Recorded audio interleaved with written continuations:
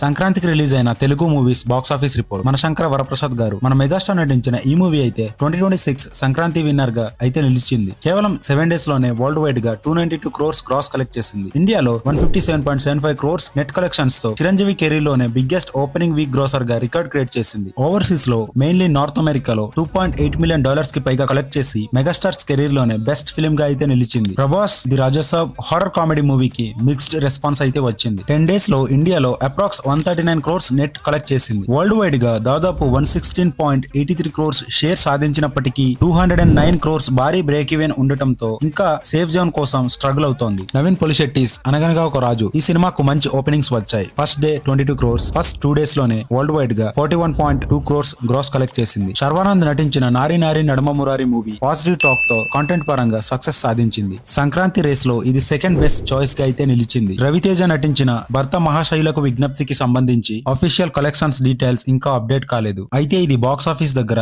Average గా run అవుతోంది. మీ favourite movie ఏంటి? కామెంట్స్ లో చెప్పండి.